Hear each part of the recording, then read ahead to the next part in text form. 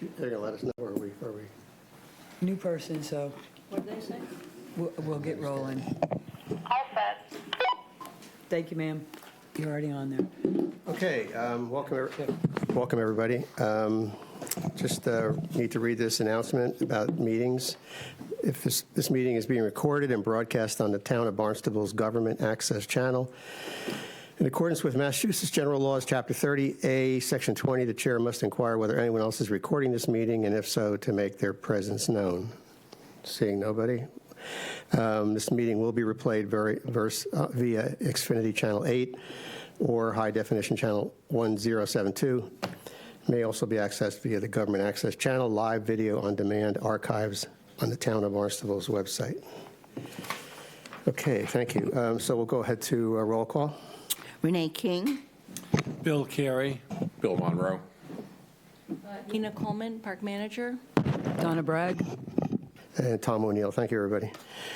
So we'll act on the March minutes. Anybody have any comments? Make a motion to Additions? approve. Any additions or subtractions in the minutes? That One correction. Page 3, second line down. Public meeting being held on Thursday, February is incorrect, should be March 14th. It says, You've got February, it should be March, right? I have Thursday, March 14th. I have March as well. Do you really? How did Yeah. I get, I don't know. we did it intentionally, just to see if you read the minutes. you just wanted to see if I was reading No, it? seriously, it's right Oh, isn't there. that strange? That is so weird. How is that possible? Look, just so you can see it. Mine says March 14th, March 15th. Yeah, but wait a minute, hold on. Weird. Is this one from the before? Because it doesn't Well, even that have was a your most draft on recent it. email. Yeah, but I sent everybody the same. It doesn't matter. All right, anyway, It is correct. It's correct in It's your correct. record. Do you want the copy Okay. with it corrected? I mean, with it, the right one? I've got a copy. No, that's okay. That's okay. That All was the right. only thing I saw. Yeah, for the record, it was in March. So weird. Okay. I can't figure it out. I can't but- figure that one out. All right. So Renee, All right, so any other comments or issues with the minutes before we move on to a vote? I'll Okay. move that we vote on them as printed. Okay, so you're offering a vote for the March minutes. Anybody want to second that? Second it. Okay, all in favor, say aye. Aye. Motion carried, minutes are passed. Just a quickie, notes from the chair. We do have a new member in some respects on the board, in some respects not so new. Rich French is going to be joining us again, which I'm very happy to see that's happening. Unfortunately, Rich, along with Mr. Sampu, are up getting their eyes burned out by the sun somewhere in New Hampshire, so they weren't able to make the meeting, but we'll welcome Rich officially next time we see him. Also, I just want to, in a day that I can only describe as one of the nastiest days that I've seen in a while, I just want to publicly thank the Mass Beach Buggy Association for the cleanup on Saturday. It was a miserable day. Windy from the north, pouring rain, cold. And I know when I first got there, I thought, oh dear, there's only like 5 people here. But within the next half an hour, they came out of the woodwork. I don't know how many total showed up. It must have been 40. Yeah, I might say 30 or 40 easily. So over 40 people attended. And it was good to see Finbar there too. And driving, hard to believe. Right. But no, I just really want to thank, everything works better in public when you have people that work together, and there's sort of a symbiosis around, I think, Sandy Neck, particularly with Mass Beach Buggy. So, they do a lot of good work for Sandy Neck, and we really I just wanted to thank them publicly from the chair for that work. So, can I add one thing? Is it okay if we take some of your pictures that are off of Facebook? Awesome. Thank you for that permission. Okay. So we can move on to correspondence. Anything? No, sir. No? Okay. I had some correspondence. I didn't bring it to read. It's not, which really just relates to the resiliency project. I'll just talk about it when we get to that point. I think nothing urgent, but staff report. Yes, thank you. I will also be taking a moment to thank MBBA and my staff report.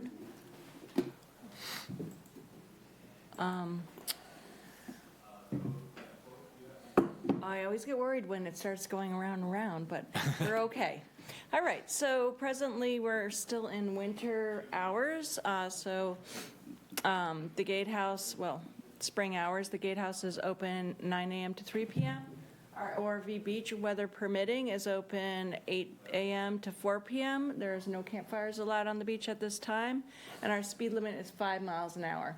I know that feels like you're creepy crawling, but this is the time of year that we have vehicle strikes on plovers. So the adult plovers are pairing up to kind of fill in the blank there. They're all excited about seeing each other again. They're not paying attention to vehicles. They're right in that ORV corridor. So we need everybody to go really slowly on our beach. We have our speed radar out there that'll let you know how fast you're going. Starting May 1st, which is only a moment around the corner here, our gatehouse hours will extend 9 a.m. to 9 p.m. Our ORV beach will go into the summer hours, which is 8 a.m. to 10 p.m., and campfires are allowed, weather permitting. So our regulations are written that the Sandy Neck staff decides what weather permitting is, and obviously it's a safety issue if the wind is kicking out of the north, which it would be early spring. We will be not allowing campfires. So you're certainly welcome to call the gatehouse and ask that question in the evening. Speed limit is going to be 5 miles an hour for the summer, so just to remind everybody about that. And it's not moving. Thoughts? Oh, let's try this. There we go. All right, upcoming events. Lots going on April 16th, we have Signs of Spring, which is a hike that we do 9 a.m. to noon. It is pretty deep sand, so expect to have a little bit of a workout. Even though it's flat, it's a hard walk. On the 18th, we have ORV 101 for beginners, 5:30 to 7 p.m., and women only. Sorry, fellas, we have another opportunity for you, but we're going to get the ladies together to talk about off-roading, safety, equipment, how to do it right, and so that will be coming up shortly this month. Then on 6/27, we'll have our ORV 101 for beginners open to all. And please email the gatehouse to register for either of those courses. And then May 15th, we have Spring Flora and Fauna, which I usually do. That one's a really fun one. 10 a.m. to noon. And then we have on the 18th, the Spring Walking Weekend Hike, 10 to 11:30. So lots and lots going on. Is this the first year for the ORV 101? Mm-hmm. Yeah. We did it back in the Matt Goff days, if anybody remembers really? that name. Yeah, but it's been a minute. A minute. We've had quite a few women sign up for the program. It's a good idea. Well, Good. you know, most of the time the guys are driving, and then the girlfriend or the wife wants to take the vehicle out, and they're trying to air it down with a stone. So we decided we're going to help them. You know, the more comfortable you are, the better time you're going to have. Yeah. You know.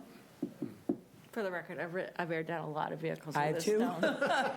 Me too. It's got to be a sharp stone, but. But it does have to be. Yeah. You're right.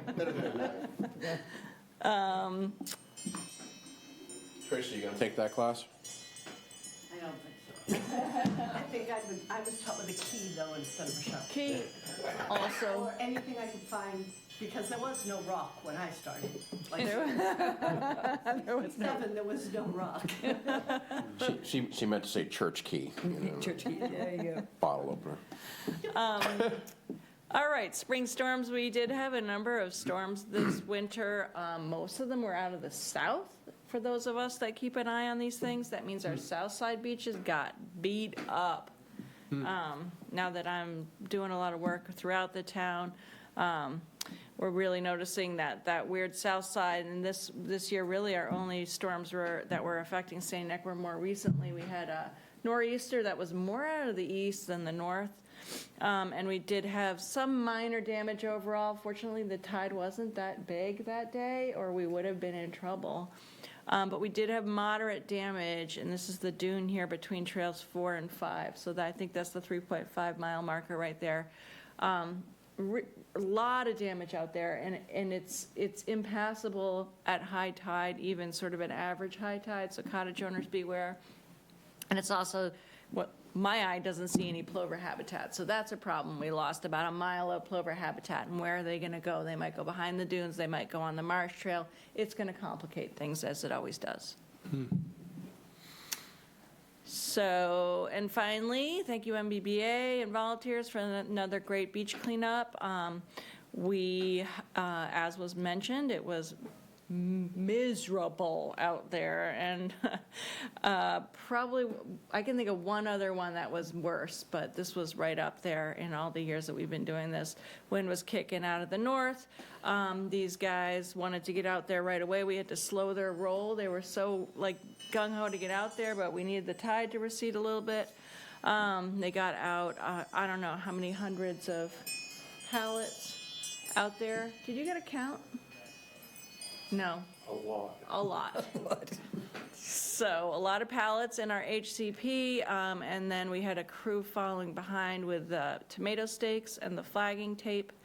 This is all in our deterrent effort in the first section of the beach to keep the plovers out of there per our habitat conservation plan. These guys were so into it, it was like coming on noon, there was food being cooked, and they were asking for more work. And I was like, I think we should call it a day. So I really appreciate that, and it made a huge difference. And it survived the next two tides, which I was really worried about. And Tom was there. Thank you, Tom. So that is it for my report, and I welcome any questions. And we announced those events for all the April events last week at the Recreation Commission meeting. Excellent, thank you. So I'll try to do that every month, all the That's great. upcoming events. Appreciate that. Okay, thank you. Go on to old business. I'll just combine sort of 1 and 4 here, but as you probably all know, we had the third public meeting in March for the Sandy Neck Coastal Resiliency Project. Amber did her usually great job in presenting. I